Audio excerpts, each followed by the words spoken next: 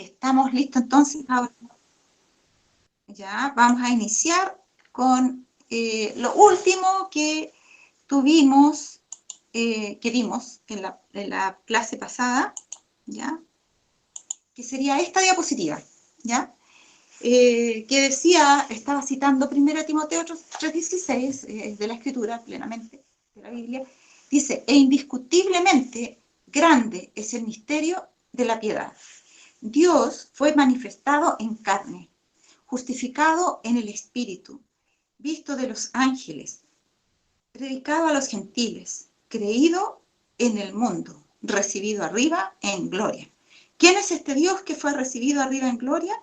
Que fue visto en carne, el Hijo, la segunda persona de la divinidad. Es obvio por la misma cita de Timoteo que el que estuvo aquí fue Dios. Cristo, Hijo de Dios y Dios al mismo tiempo. Muy bien, vamos a ver, quizá antes de que no creo que hemos repasado más un pequeño resumen de lo que fue la clase anterior. Dijimos que el plan de salvación es el misterio que ha estado oculto desde antes de la creación del mundo y de los mundos. Y consistía en dos cosas, la encarnación y la expiación, ¿ya? La encarnación y la expiación. Y también decía una de las citas que todos los hijos de Adán, todos los seres humanos, en otra palabra, deben conocer este misterio. Y este misterio, la encarnación de Cristo, es el misterio de los misterios, ¿no? Y es el misterio del Padre y de Cristo, dice Colosenses 2:2, porque era un pacto entre ellos, era un misterio que estaba oculto en ellos y que no había sido revelado ni a los ángeles. Y este es el misterio que devela otros misterios, ¿no es cierto? Vimos, por ejemplo, que para poder descifrar lo que vemos ahí en Apocalipsis 12:12, el significado completo de ello, esa gran señal que decía en Apocalipsis 12, de la mujer vestida del sol, está ahí. Esa mujer estaba encinta, estaba embarazada del Hijo de Dios, que era Dios.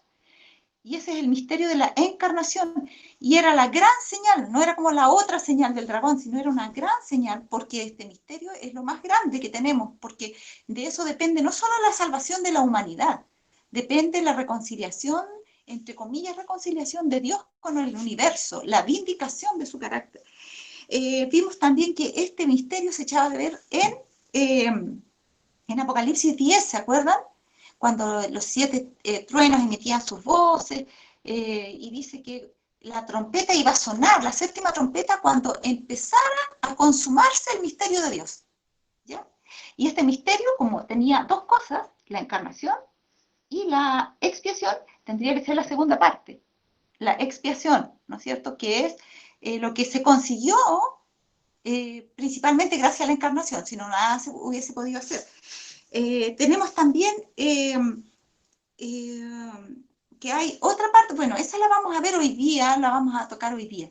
También está aquí develado lo que muchos discuten y discuten, pero como no han estudiado esto, elaboran teorías innecesarias. Porque vemos que Apocalipsis 5 también está siendo descifrado en gran medida gracias a que comprendamos este misterio de Dios y de Cristo, la expiación y la encarnación. Y cómo las fases en este plan, que no era otra cosa, este misterio de la piedad, lo mismo que el plan de salvación, las fases de este plan, ¿no es cierto?, eran las que se iban a estar llevando a cabo y hasta la consumación, hasta el fin de los tiempos, hasta que Cristo venga. Pero vamos a ir viendo eso en detalle. Entonces, ahora mismo, la expiación de Cristo, ¿ya?, que era una de las dos partes, la encarnación y la expiación, las dos constituyen el plan de salvación, el misterio de la piedad, selló para siempre el pacto eterno de la gracia. Ahí tenemos el pacto de Hebreos 13:20, la sangre del pacto eterno, ¿se acuerdan? Selló para siempre el pacto eterno de la gracia, porque ese pacto había sido hecho ese compromiso entre ambos. Y el de Jeremías 55, también ahí es pacto eterno. Ya, ¿lo tienes ahí? Si lo puedes leer, mejor todavía. Si lo tienes a mano. Sí, lo estoy buscando. Ya. Entonces, cuando habla de sellar, está diciendo algo así como dejarlo inconmovible. Es como que ustedes encontraron una pieza que le faltaba algo, la pusieron, la probaron, ahí quedó, pero tienen que ponerle pegamento. Una vez que le pongan el pegamento, ahí queda sellado. Ya, Ya la pieza ocupa su lugar, pero para que quede ahí fija hay que poner el pegamento. Y esto es lo que ocurrió con la expiación de Cristo. Cuando se completó esa expiación en la cruz, quedó sellado para siempre el pacto eterno de la gracia. Lee nomás Isaías 55, Jeremías Jeremías, ya, 55. Dice, 55. preguntarán por el camino de Sión hacia dónde volverán sus rostros, diciendo, venid y juntémonos a Jehová con pacto eterno que jamás se ponga en olvido. Amén, amén, muy buena. Jeremías 55, ¿no?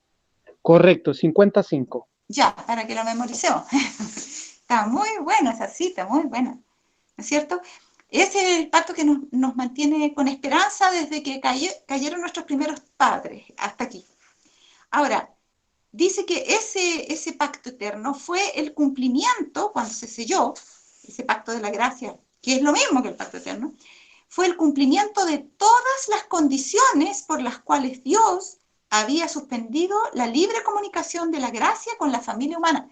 ¿Se acuerdan que Cristo tenía que cumplir como obligatorias determinadas condiciones para poder expiarnos? Bueno, dice que Él, cuando terminó, cumplió con todas las condiciones que le fueron impuestas en el contrato hecho en el cielo. ¿Se acuerdan de esa cita? Bueno, acá dice que fue el cumplimiento de todas las condiciones. Eso fue lo que hizo que se pudiera sellar ese pacto de la gracia. Y eso, de que no se hubieran podido hasta ese momento cumplir las condiciones y sellar el pacto, tiene que ver con por qué se había suspendido la libre comunicación de la gracia. ¿Por qué habla de suspender? ¿Cuándo se suspendió esa libre comunicación de la gracia? Se suspendió cuando nuestros primeros padres pecaron. Acuérdense que antes Dios se comunicaba libremente con el hombre tenía sus vestimentas de luz, había armonía entre ambos, ninguno se escondía de ninguno, pero cuando ellos pecaron, el hombre perdió sus vestiduras de luz, se escondió de Dios, Dios tuvo que poner un mediador, que fue Cristo, y ahora los ángeles serían los que se comunicarían con ellos, ya no se pudieron comunicar directamente. Pero además de eso produjo más consecuencias. Porque nosotros vemos que Satanás se adueñó de la tierra porque al posesionarse de alguna forma del hombre o tomar derechos sobre el hombre porque el hombre le había concedido su confianza, entonces ahora Satanás se sentía el representante de nuestro mundo y en realidad sí lo pasó a ser. No había cómo disputarle eso, porque la misma Biblia nos decía que si alguno fue vencido por otro, se hace esclavo de aquel que lo venció. Y el hombre se hizo esclavo de Satanás, a tal punto que los días cuando Cristo vino dice que los hombres reflejaban la imagen de Satanás, así de terrible. Entonces eso había suspendido la libre comunicación de la gracia. Dios no podía comunicarse libremente con el hombre, no podía establecerse porque Satanás estaba siempre exigiendo ahí sus, entre comillas, derechos. Satanás quiso, por ejemplo, resucitar a Moisés, como hemos dicho varias veces. No, no tienes derecho. ¿Por qué? ¿Por qué? Si yo también pequé y a mí no me deja entrar al cielo de nuevo, ¿por qué ahí lo vas a llevar? Y así. Job, vimos ese ejemplo también. También ahí tratando él de decir cuáles eran sus derechos. Mis derechos es el mismo trato de ellos. Si tú quieres, ¿no es cierto?, realmente demostrar que los hombres son diferentes que yo, entonces ya, pues déjame a Job a mi cargo, a ver si no va a blasfemar en tu propia cara. Y ahí tuvo que Dios permitirle que lo afligiera, que todo lo demás, para demostrarle que realmente Dios, o sea, Job era sincero en su devoción a Dios. Y todo ese tipo de cosas, como Satanás estaba siempre ahí marcando, eso impedía que Dios pudiera derramar libremente su gracia. Pero ¿se acuerdan lo que pasó en Pentecostés? Mire, dice que hasta ese momento entonces, dice, cuando se cumplieron todas las condiciones, las que Dios había dicho que iba a cumplir, que Satanás diría, bueno, otra cosa es con guitarra, tú dices que iba a cumplir, pero todavía no las has cumplido. De aquí a allá pueden pasar muchas cosas. Entonces todavía tú no tienes derecho de. Pero entonces, cuando se cumplieron todas las condiciones, fue derribada toda barrera que interceptaba la más generosa acción de la gracia, la misericordia, la paz y el amor para el más culpable de la raza de Adán. Entonces Dios, dice que derramó, ¿se acuerdan? Dice en Pentecostés, yo le puse aquí, Pentecostés demostró que se había derribado esta barrera. ¿Por qué? Porque ahí se queda como que si el cielo hubiera derramado a raudales todo lo que había estado como detenido por mucho tiempo. Y cuando se derrama el Espíritu Santo, ¿no es cierto? Yo creo que el mismo Satanás se quedó con la boca abierta, porque ya no tenía cómo ir y reclamar nada, porque ya Cristo había cumplido su parte. Entonces ya no tenía de qué afirmarse para reclamar derechos, más todavía. Había perdido la simpatía de todos los seres celestiales. Y ahora tenía que andarse con mucho cuidado. ¿Qué iba a sacar en cara? ¿Qué, entre comillas, derechos iba a exigir? Entonces, por eso que este pacto de la gracia que se había mantenido todavía en cierta forma como provisorio mientras que no se establecía plenamente, este pacto que había sido establecido en Edén, claro que sí, pero todavía faltaba que fuera ratificado. Cuando se ratifica y completa en la cruz, se le llama el pacto nuevo, porque había sido renovado. Hermana, Tenía más atribuciones el cielo, siempre las tuvo, pero digamos atribuciones sabias, que podía asumir sin que hubiera desconfianza de parte del universo, ¿se fijan? hermana, Entonces ahora dice, hermana, ¿sí? consulta, ¿por qué se menciona Pentecostés y no la cruz? ¿Es por la inauguración del santuario y Jesucristo como sumo sacerdote? Claro, esa también la vimos nosotros, que Pentecostés, permiso, voy a subir un poco el volumen, para que está. A ver. Ya. El Pentecostés se menciona porque cuando Cristo, ¿se acuerdan que él estuvo 40 días enseñándole a sus discípulos aquí en la tierra después que resucitó? Ascendió al cielo. Los discípulos estuvieron ¿cuántos días en el aposento alto reunidos? 10 días. O sea, los 40 días que estuvieron con Cristo apareciéndosele, más los 10 días después que Cristo ascendió, completan un total de ¿cuántos días? 50 días después de su muerte. A los 50 días era la celebración de Pentecostés, Pente de 50, Pentecostés. Entonces, justo a los 50 días después de la muerte de Cristo, Cristo es entronizado en el cielo. Y cuando Él es entronizado en el cielo y se inaugura su servicio en el santuario celestial, aparte de que ya se había ratificado que Cristo había cumplido con las condiciones, pero ahora Él dice que pide para el Padre dones, dádivas para su pueblo, como un regalo, como ejerciendo plenamente ahora su derecho como sumo sacerdote. Y entonces ahora es derramado como el primer don que trae todos los demás dones en su estela, es derramado el Espíritu Santo plenamente sobre su pueblo y Cristo los bendice, ¿no es cierto?, para el cumplimiento de la misión. ¿Se fijan? Entonces hay una coincidencia entre la entronización de Cristo, que lo vamos a ver hoy en el trono de la gracia, ¿ya? Y el primer regalo que le hace a su pueblo, él, ahora como sumo sacerdote, que es el don del Espíritu Santo, que había sido prometido antes de partir. ¿Ya? Tenía ya adquirido el derecho, pero todavía había que cumplir con ciertos protocolos para que él pudiera instalarse, ya instalado en el trono, poder derramar sus dones. ¿Ya? Entonces ahora dice, fue el cumplimiento cuando Cristo pronunció estas palabras, perdón, no había mal leído, consumado es, refiriéndose a eso, porque la cita es larga, pero se estaba refiriendo a eso, a cuando él en la cruz dice, consumado, Padre, consumado es, en tus manos encomiendo mi espíritu, ese consumado es, respecto de eso dice, cuando Cristo pronunció estas palabras, se dirigió a su Padre. Cristo, y bueno, yo no puse la otra cita, pero también hay otra cita que dice, el Padre, cuando Cristo dijo consumado es, el Padre en el cielo dijo consumado es. Y agachó la cabeza, en señal de que está bien, está todo cumplido. Así que los dos se correspondieron mutuamente en este sentido, aunque el Hijo no podía ver al Padre, pero el Padre también asiente y dice, sí, consumado es.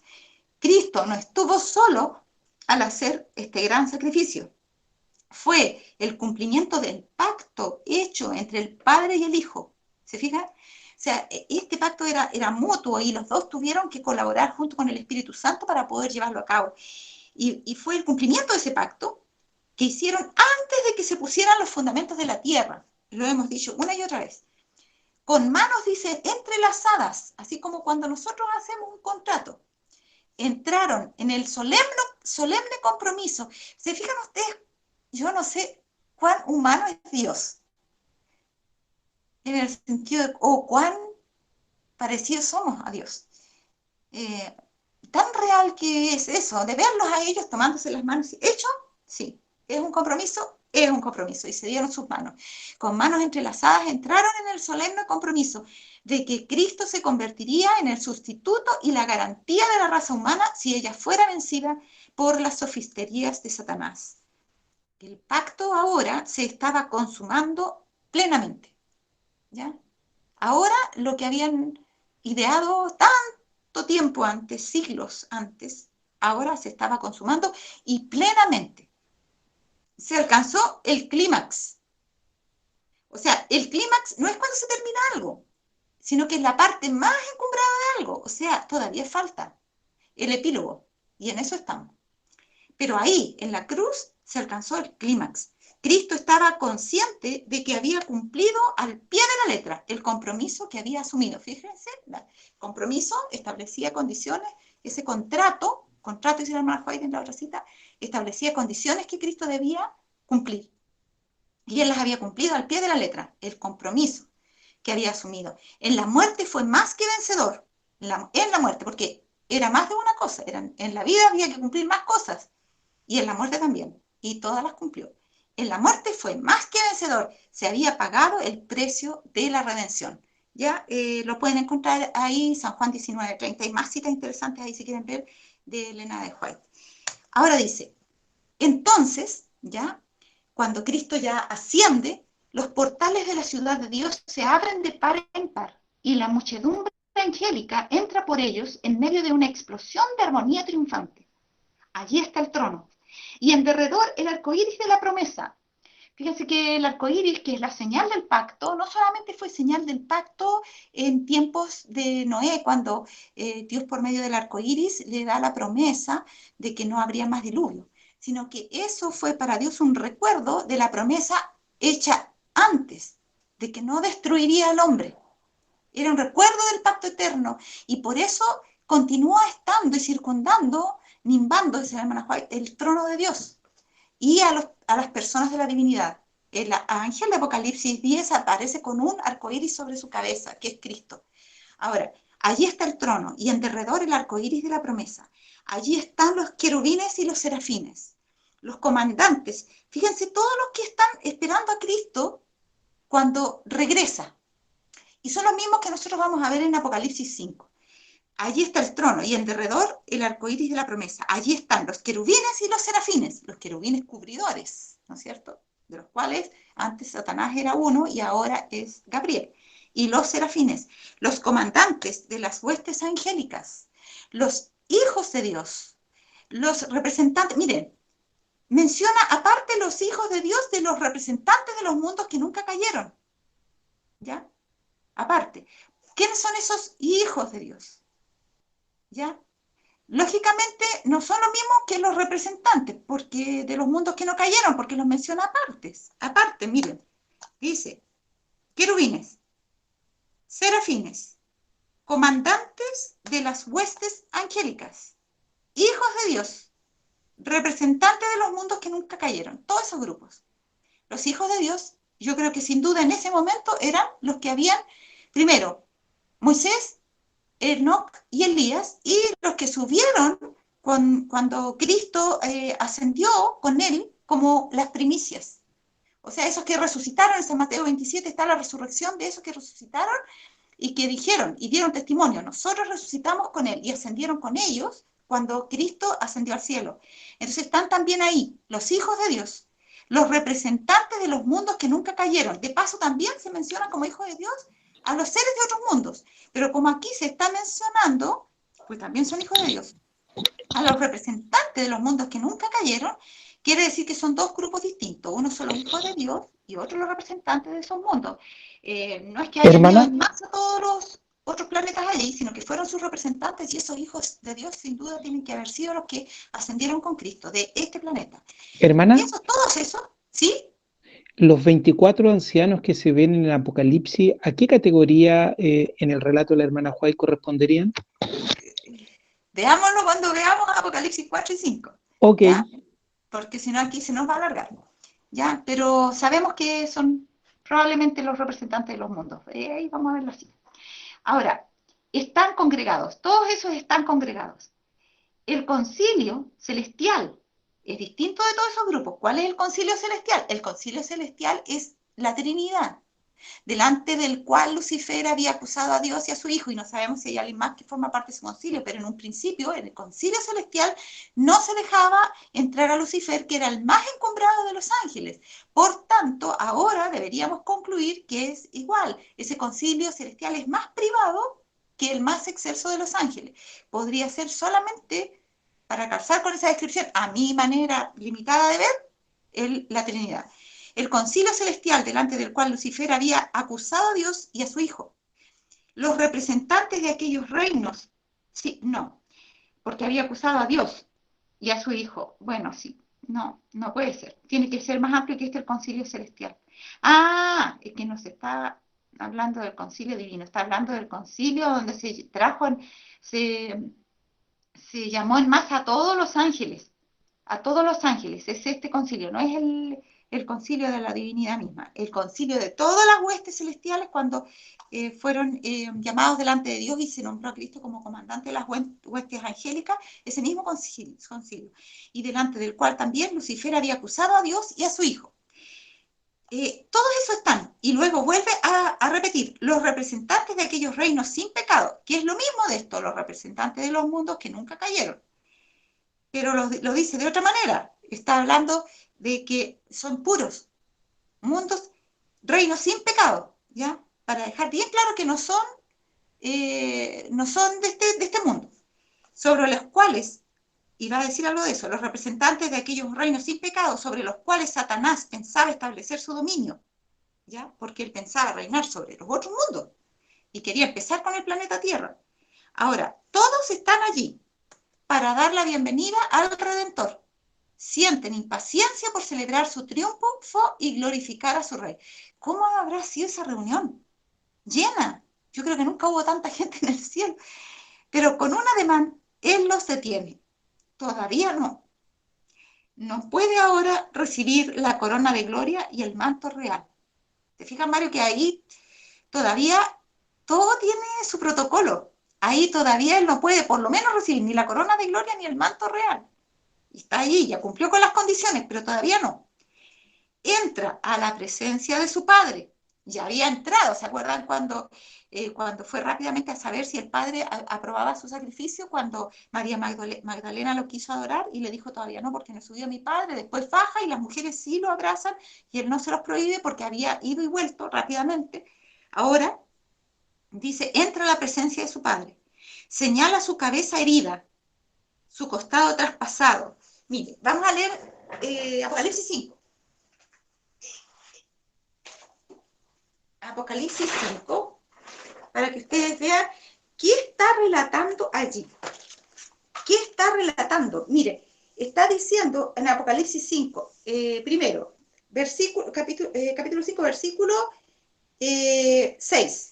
Y miré y vi que en medio del trono y de los 4 seres vivientes y en medio de los ancianos estaba en pie un cordero como inmolado, que tenía 7 cuernos y 7 ojos, los cuales son los espíritus de Dios enviados por toda la tierra. ¿Ya? Ese es el Espíritu Santo, y el 7 no es cantidad, sino que calidad, y está hablando del Espíritu de Dios en sus múltiples funciones y poderes y atribuciones.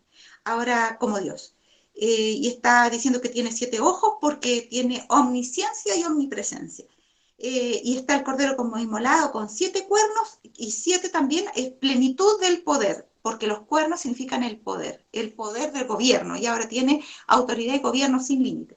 Ahora dice, y miré que en medio del trono y de los 4 seres vivientes y en medio del anciano estaba en pie un cordero como inmolado. En contraste con todos estos poderes que tiene Cristo y que tiene el Espíritu Santo, que es luego enviado por toda la tierra, está la encarnación. Está Cristo, pero como un cordero inmolado, como alguien frágil, como alguien. ¿Cómo se sabe que está inmolado? Porque él, acá dice la cita, señala su cabeza herida, su costado traspasado, sus pies lacerados. ¿Se fijan? Es el cordero que está mostrando sus heridas. Alza sus manos que llevan la señal de los clavos. Presenta los trofeos de su triunfo. Ofrece a Dios la gavilla de las primicias. Aquellos que resucitaron con él como representantes de la gran multitud que saldrá de la tumba en ocasión de su segunda venida, se acerca, esos son las primicias, porque él se llevó a ellos como una muestra de lo que va a ser la resurrección final de todos sus hijos, cuando se los lleve a todos para allá.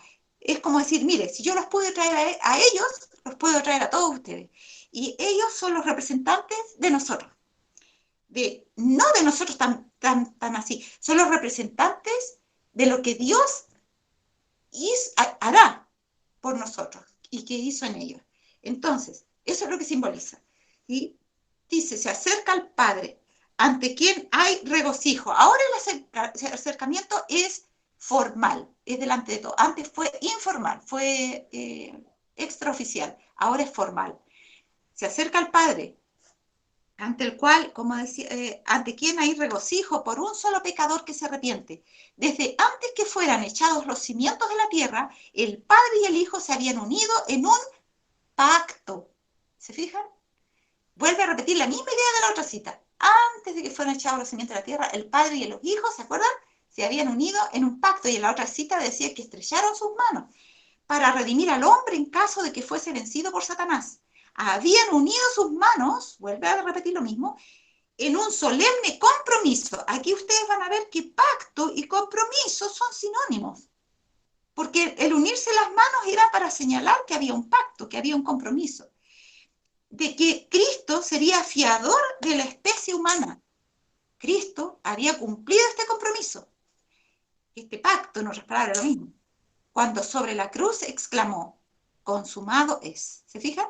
Cuando él dice consumado es porque él está diciéndole al Padre, le está haciendo un guiño de ojo, Padre, lo cumplimos. Se dirigió al Padre. Cuando él dijo eso, consumado es, se dirigió al Padre. El pacto o compromiso había sido llevado plenamente a cabo. Ahora declara, Padre, consumado es. He hecho tu voluntad, oh Dios mío. He completado la obra de la redención. O sea, mi parte está hecha.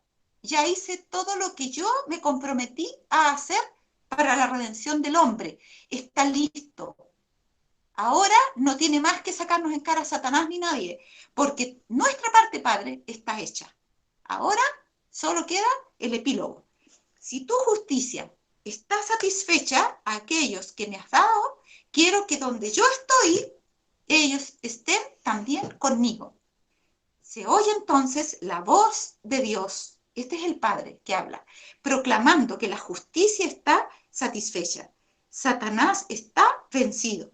Los hijos de Cristo que trabajan y luchan en la tierra son aceptos en el amado. Nuevamente esa palabrita, la puse bien marcadita porque nuestra salvación no es fuera de Cristo, es en Cristo.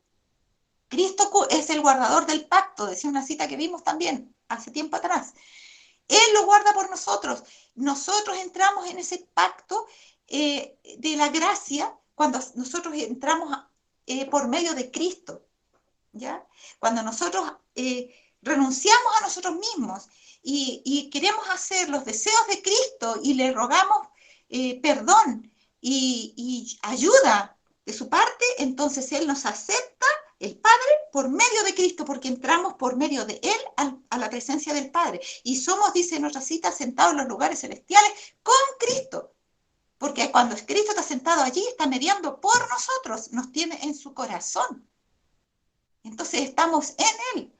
Ahora dice, delante de los ángeles celestiales y los representantes de los mundos que no cayeron. No dice que son todos los seres de los otros mundos que no cayeron, sino sus representantes. ¿Se fijan? Ahí yo lo puse así porque tenemos que ver los de los 24 ancianos en algún momento de la historia de este mundo. Entonces, esos son representantes.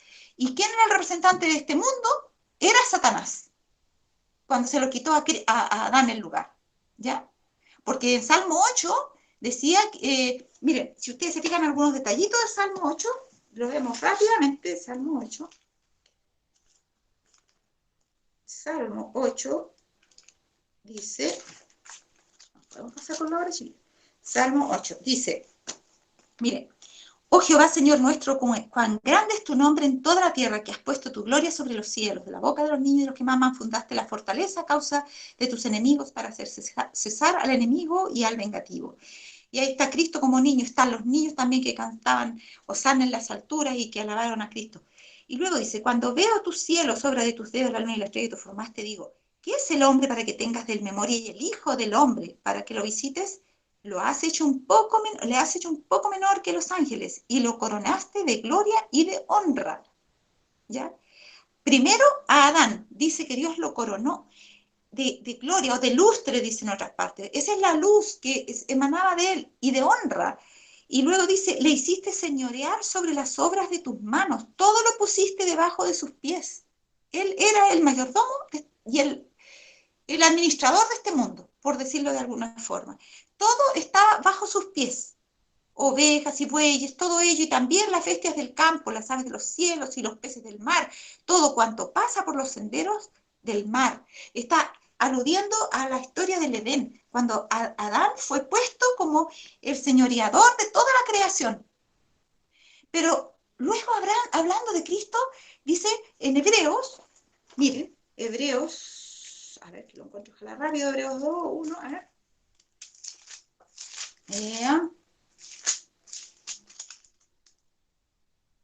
Dice, capítulo...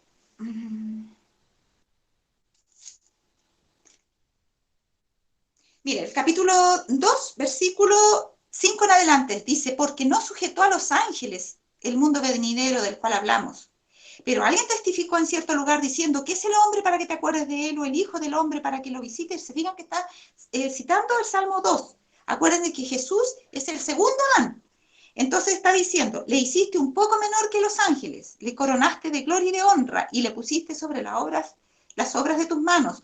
Todo lo sujetaste bajo sus pies. Está tomando ahora Cristo el lugar donde Adán cayó, él lo está retomando y está poniéndose menor que los ángeles, siendo que él estaba por sobre ellos, pero al tomar el lugar del hombre, él se pone por debajo de los ángeles y dice, todo lo sujetaste bajo sus pies, porque en cuanto le sujetó todas las cosas, nada dejó que no sea sujeto a él. Mas aún no vemos que todas las cosas le sean sujetas. Lógicamente ya no está hablando del primer Adán, está hablando del segundo. Y dice, pero vemos a Jesús coronado de gloria y de honra, el cual fue hecho un poco menor que los ángeles, por el padecimiento de su muerte, para que por la gracia de Dios gustase la muerte por todos. ¿Ya? Entonces, en esa condición tuvo que ser puesto menor que los ángeles, padeciendo la muerte. ¿Para qué? Para que pudiera, dice, para que por el padecimiento de su muerte, para que por la gracia de Dios gustase la muerte por todos nosotros, porque le era preciso a aquel por cuya causa son todas las cosas y por quien todas las cosas subsisten, habiendo de llevar a la gloria a muchos hijos, perfeccionar por aflicciones al autor de la salvación de ellos, a este segundo Adán, que es Cristo. Porque el que santifica el Padre y los que son santificados, o sea, Cristo y nosotros, de uno son todos, por lo cual, en este caso Cristo, no se avergüenza de llamarlos hermanos, diciendo, anunciaré tu nombre a mis hermanos, en medio de la iglesia te alabaré, o de la congregación, dice otras versiones, y otra vez, yo en él pondré mi confianza, y otra vez, he aquí yo y los hijos que Dios me dio. Pero quiero mirar más adelante cuando dice, mire, cuando dice que todas las cosas todavía no les son sujetas. Y, a ver, parece que debe ser 1 Corintios 15 entonces. Sí. Veamos 1 Corintios rápidamente, 15. 1 Corintios 15. Creo que ahí debe estar completo, pero ya esta introducción es buena. 1 Corintios, sí, aquí está. 1 Corintios 15, versículos 26 en adelante para que se entienda el contexto. Dice, y el postrer enemigo que será destruido es la muerte. Ah, el 25 tiene que leerse, porque si no, no lo vamos a entender. A ver, versículo 22 en adelante, está hablando de la resurrección, es el contexto, ¿ya? Y de la transformación de nuestros cuerpos, volver a la gloria primitiva que el hombre tuvo. Porque dice el versículo 22, así como en Adán todos mueren, así también en Cristo, el segundo Adán, todos serán vivificados, pero cada uno en su debido orden. Cristo, las primicias. Luego, los que son de Cristo en su venida. Luego vendrá el fin, cuando haya entregado el reino al Dios y Padre, cuando haya abatido todo dominio y toda autoridad y poder, porque sabemos que Cristo, o sea, Satanás sufrió un golpe mortal en la cruz, pero todavía no ha sido totalmente quitado su dominio y su autoridad. En las bestias de Daniel también está, dice que fueron quitadas, pero todavía, a ver, ¿cómo que dice Daniel 7? Yo lo voy a dejar ahí, pero voy a seguir con eso, ¿eh? No tengan miedo, lo voy a ver. Pero nada más que quiero ver esto. Cuando dice...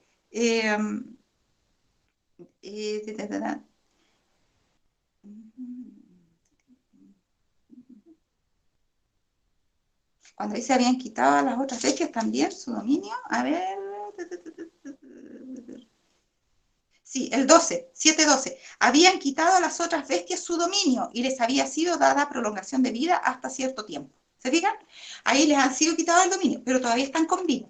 Entonces aquí igual, el dominio de Satanás fue restringido, pero todavía está con vida. ¿Ya? A eso está refiriendo. Entonces seguimos, versículo, estamos en 1 Corintios 15. Dice, versículo 25, porque es menester. El 24 decía, luego vendrá el fin cuando haya entregado el reino a Dios y Padre, cuando haya abatido todo dominio y toda autoridad y poder.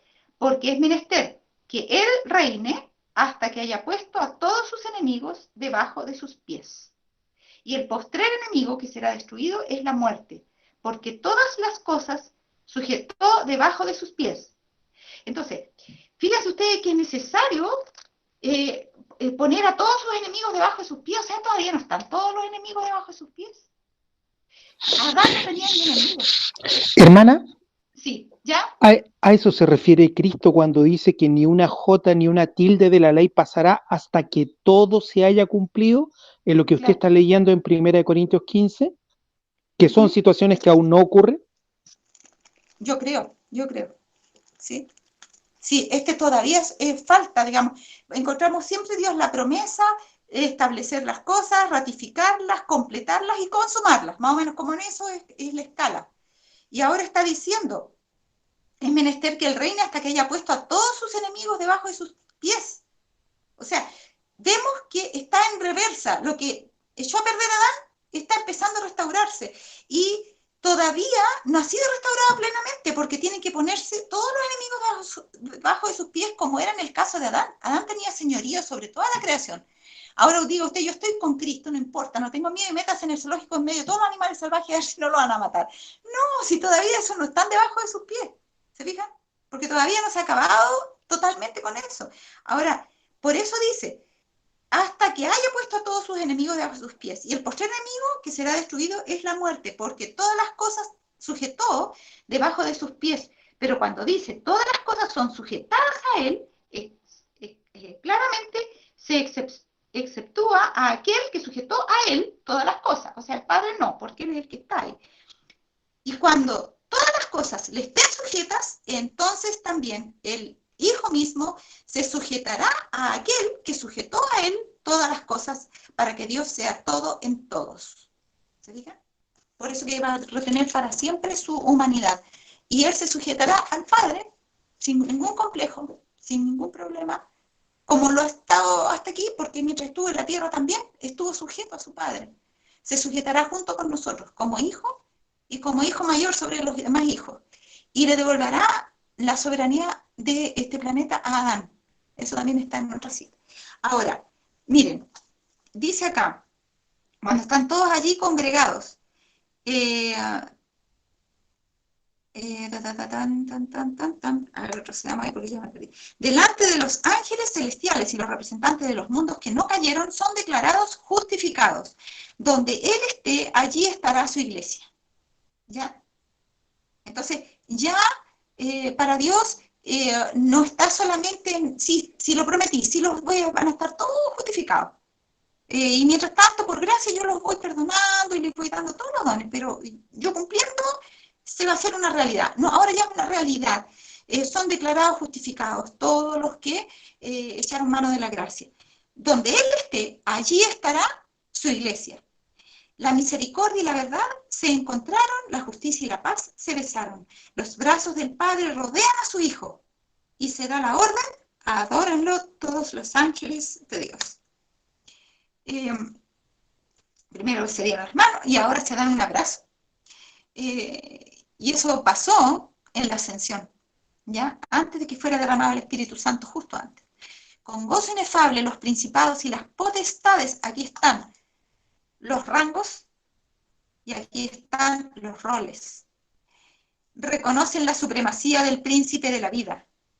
La hueste angélica se postra delante de él, mientras que el alegre clamor llena todos los atrios del cielo. Digno es el Cordero que ha sido inmolado. Miren, vayan a Apocalipsis 5, es calcado, es la misma declaración. Dice, habíamos leído el versículo 12, el Cordero que fue inmolado es digno de tomar el poder, la riqueza, la sabiduría, la fortaleza, la honra, la gloria y la alabanza, o la bendición, dicen otras versiones. Y dice el 13, y a todo lo creado que está en el cielo y sobre la tierra y debajo del mar y en el mar y a todas las cosas que en ellos hay, oí decir, al que está sentado en el trono y al Cordero, sea la alabanza, la honra, la gloria y el poder por los siglos de los siglos. ¿Ya? Estoy leyendo más abajo. En el 12 mismo decía, que decían a gran voz, el Cordero que fue inmolado es digno de tomar el poder, las riquezas, la sabiduría, la fortaleza, miren, la fortaleza, la honra y la gloria y la alabanza. Este es el versículo 12, Apocalipsis 5:12. ¿Se fijan? Es lo mismo. Está describiendo la misma escena, ¿ya? De cuando Cristo fue coronado, justo, o sea, como fue sentado en el trono, dice de la gracia, que vamos a ver en qué consiste el trono de la gracia y la diferencia entre el trono de la gracia y el trono de la gloria. ¿Y qué hora es? Oh, ya, chiquillos, miren, tenemos que terminar 5:30, así que vamos a dejar hasta aquí para que podamos tener un espacio de preguntas, porque viene ahora el simposio, ¿ya? Vamos a tener el simposio de eventos finales para todos los que quieran asistir, y ahora yo no quise ponerlo ahí para no enredarlos, pero a la misma hora, digamos, se anunció a las 5:30, pero hay canto y una pila de cosas, y a las 6 más o menos va a empezar el otro simposio, que es de santuario, que yo no se los había contado, ¿ya? Se los voy a poner ahí el link también para los que quieran entrar. Está eso en la iglesia San Borja, no la San Borja de acá de Chile, sino de Perú, de Lima. Ya se llama así San Borja. Y en esa iglesia, hoy, a esta hora, ya luego en un rato más, empieza el pastor Roy Graff y va a hablar de santuario. Un tema muy interesante que Mario me compartió allí. Entonces tienen las dos opciones: participar o de eventos finales, donde va a hablar el pastor Alberto Tim, ahora esta tarde también, y en el mismo horario, prácticamente va a hablar el pastor Roy Graff. Los dos tienen PhD, son doctorados, etcétera, los dos. Y el otro va a hablar sobre una problemática adventista del santuario, y el otro de la problemática de los eventos finales también del tiempo del fin. Entonces pueden entrar a cualquiera de los dos, ¿ya? Ya están en el grupo de profecía, así que no se los voy a poner de nuevo. Los links de más o menos está en Facebook y etcétera, de cómo entrar al de los eventos finales. Lo que les voy a poner rápidamente, porque yo también tengo que darme un tiempo para poder entrar, es en dónde encuentran, o si me ayuda alguien, Mario, tú, no sé si me puedes ayudar, y pones ahí el link para entrar, por favor, porque tú lo tienes. ¿Cómo pueden entrar a el de, ¿cómo se llama? Al de Santuario, del pastor Roy Graff, para que lo pongas en el WhatsApp de profecía, para los que tengan interés. Ok, ¿Ya? en la iglesia San Borja lo único que ha publicado es el Zoom, pero el link para Facebook Live todavía no lo publica. Lo publica y yo inmediatamente mando el link al grupo. Ya, perfecto, perfecto. Ya, entonces vamos a estar atentos. Los que tengan interés en ese tema con el pastor Roy Graff, tanto pongan el link, Mario se los va a compartir en el grupo de profecía. Ahí también yo lo voy a tomar para poder entrar a eso, ¿ya? Muy bien, entonces, ahora yo recibo todas las preguntas que quieran hacerme, porque la clase vamos a tener que terminar luego. Si alguno quiere preguntar algo más sobre esto, siéntase libre, este es el momento en que puede hacer su pregunta.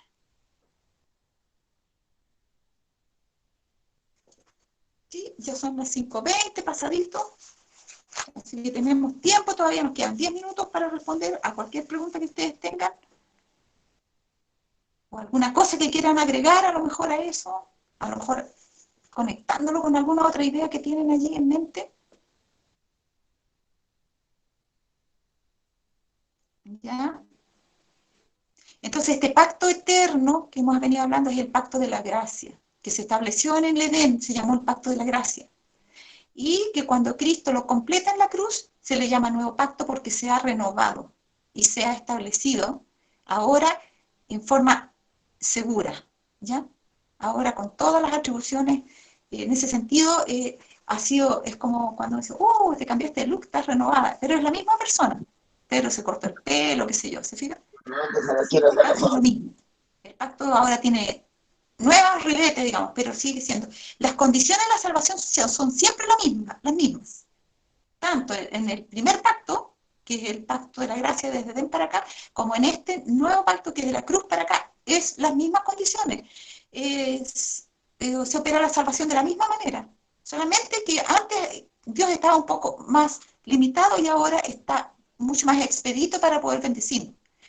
¿Iba a decir alguien algo? Yo tengo algo, hermana, pero quizás la respuesta da para largo, así que lo planteo solamente. Si usted tiene el tiempo ¿Ya? ahora, bien. ¿Recuerda cuando usted citó Hebreos 6:18 y habló, el texto dice, para que por dos cosas inmutables en las cuales es imposible que Dios mienta, tengamos un fortísimo consuelo a los que hemos acudido para asirnos a la esperanza puesta delante de nosotros? Eso es lo que dice el texto. Sí, sí. Y hace 2 semanas escuché una prédica donde un pastor, bueno, señala que es un poquito difícil el texto como para establecer qué son esos dos promesas o esos dos juramentos. Hablamos de juramento porque el verso 17 termina con la palabra juramento. Y entonces él hace una propuesta, dice, yo creo que los dos juramentos, y señala Génesis 22 del 15 al 17, es decir, el juramento que le dio Dios a Abraham en función de su descendencia. Y el otro juramento que él cita es Salmo 110:4. En este caso, cuando se le señala que por la vía davídica, David vendría el intercesor. Y la pregunta es, ¿qué opina usted al respecto? Si más o menos está en consonancia con lo que nosotros hemos estado estudiando, o podría ser otra alternativa a la respuesta, digamos, que Hebreos plantea. Ya, mire, primero vamos a ver lo de la promesa. Lo tengo ahí, de hecho está en las diapositivas, pero hoy día no alcanzamos a verlo. Estaba queriendo echarle una miradita a Salmo 114, sí.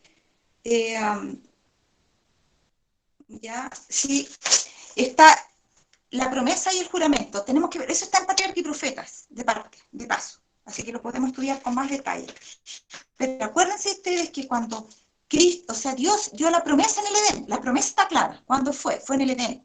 Después, cuando Abraham le entrega a su hijo a Dios, dice que, por tanto, tú hiciste esto y no me negaste tu hijo. Por mí mismo he jurado. ¿Se fijan? Entonces ahí está el juramento de que Cristo efectivamente vendría como garante de estaba puesto como garante de nuestra salvación y vendría a la tierra. Ya, o sea, si tú, Abraham, estás dispuesto a dar a tu hijo, yo tengo que estar dispuesto a dar el mío. ¿Se fijan? Entonces, ahí Dios hizo el juramento, porque dice, mire, Génesis 22, dice el versículo, a ver, 15, y el ángel de Jehová llamó a Abraham por segunda vez desde el cielo, es Cristo, ¿no? El ángel del pacto. Y dijo, por mí mismo he jurado, dice Jehová, que por cuanto has hecho esto y no me has rehusado tu hijo, tu único, bendiciendo te bendeciré y multiplicando multiplicaré tu simiente como las estrellas del cielo y como la arena que está a la orilla del mar. Y tu simiente poseerá las puertas de sus enemigos. En tu simiente serán benditas todas las naciones de la tierra por cuanto obedeciste a mi voz. ¿Ya? Y esa simiente es Cristo. En otras palabras, por cuanto tú no me rehusaste tu hijo, yo no te voy a rehusar el mío. Por medio del mío va a venir la bendición que yo voy a dar por medio tuyo a toda la tierra. ¿Se fijan? Y ese hijo prometido ahora está confirmada esa promesa por un juramento. Primero estaba la promesa, después el juramento. Y después cuando dice que tú eres, por mi mismo jurado, y tú eres el sacerdote para siempre, según el orden de Melquisedec, ¿no es cierto? Es la ratificación del pacto en el nuevo pacto en el cielo, porque Cristo es ratificado como sumo sacerdote cuando se cumple el pacto, las condiciones que él tenía. Primero Dios ahí le confirma a Abraham que efectivamente su hijo iba a venir, y ahora lo confirma en el cielo de que su hijo iba a mediar porque había ganado los derechos de mediar. Más o menos era eso. Y que iba a ser, ahora jura que va a ser sumo sacerdote. ¿Ya? Por ahí más o menos va la cosa. ¿Se entiende? Estamos en la hora. Gracias, Así hermana. es que no hay de qué, Mario. Voy a tener que seguirlo mirando así para aclararlo en la otra clase con los textos. ¿Ya? Y quién sabe, capaz que me he equivocado, espero que no. Vamos a Ok, orar entonces para poder terminar nuestra reunión. ¿Ya? Oremos. Nuestro amante Padre Celestial, estamos muy agradecidos a ti por esta gran provisión que hiciste para nuestra salvación, por este gran sacrificio, no solo en muerte, sino en vida, Señor, porque tu Hijo se sacrificó toda la vida terrenal aquí y porque todos los siglos estuvo esperando sacrificarse, Señor. Qué difícil, Padre. A veces esperar algo doloroso y Él lo esperó. Y todavía espera por su recompensa con paciencia, Señor. Y nosotros anhelantes queremos en nuestra corta vida también prontamente encontrarnos contigo y que acabe el mal para siempre. Rogamos tu bendición, rogamos tu compañía, que se haga tu voluntad en nuestra vida porque tú así lo mereces. Y que esta semana sea una semana en que podamos glorificarte a ti y que tu plan pueda ser cumplido en nuestras vidas. Llévanos con bendición a las actividades que restan de este día. Lo rogamos en el nombre de Jesús. Amén, Señor. Amén. Que Dios les bendiga. Nos vemos el próximo sábado a las 4:30.